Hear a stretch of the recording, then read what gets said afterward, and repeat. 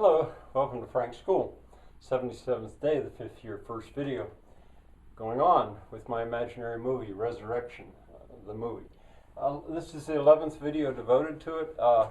And you know, say to myself, and you might say it too, why am I going on? No one's looking at these videos. There's no views, almost no views.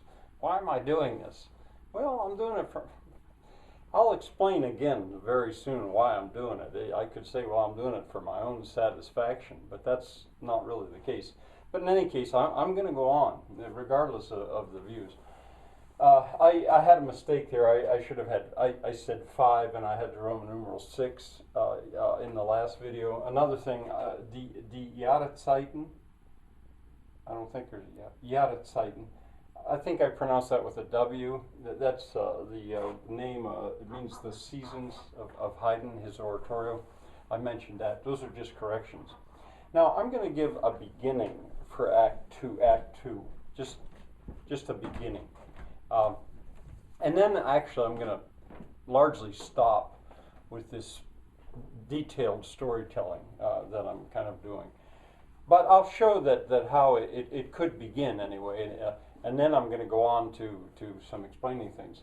I think after all that drama of the storm and of trying to get the fire started and calming down and the misery of these cold, wet people huddled in a church with the animals, Act 2 should begin with sunlight, no wind, shining bright on, say, green grass or plants at least, or soil on one of the terraces of the Aldea.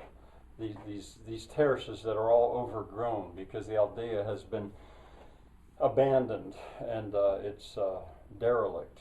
But nonetheless, the sunlight may be hitting right where the stone comes down to meet the soil in the terrace. A beautiful shot. But then a fart, a loud one. You know, I had said that was available for humor. And I think comic relief.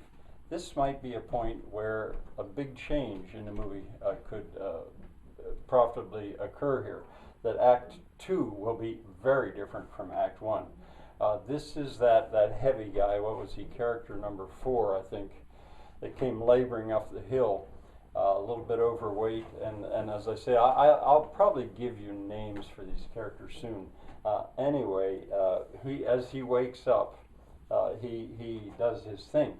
And to make it even funnier, I think you could make a quick switch, what do you call that, a shot of the goat, of some of the goats bawling.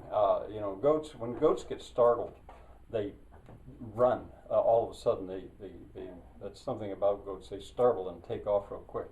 And they could even bawl and run. And then see, I'll be explaining that this movie would not be an easy movie to make, not by any means. But in any case, then jump to a shot of the goats gambling down the terraces. Now, actually, goats don't usually gamble when they're startled. They just run. But gambling, that's a word for the way goats and young horses will do it. Young cattle will do it to some extent, sheep, but goats are most famous for it. The young ones, they jump and twist and jump and twist. It's just a beautiful thing to do. It's like they suddenly break into a dance out of pure joy. That's how humans interpret it. Well, anyway, then them going down the terraces, back to back with the idea that the fart scared them and startled them. But then right on top of that, the viewer would see the beauty of goats gambling down through the terraces. And maybe that could also be followed by the people, maybe a little bit sleepy, but kind of rushing out of the church because it stinks so bad in there. But they come out into the beautiful sunlight of a beautiful morning. All right, what I'm going to do now as I go on is I said that there would come a point where I would sort of come clean on what I'm doing with this movie.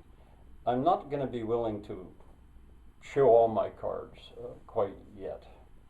But I do want to sort of back up and explain. Back to the idea of the raison d'etre. Why? Why do I feel that this movie is necessary? So I will go on. Bye for now.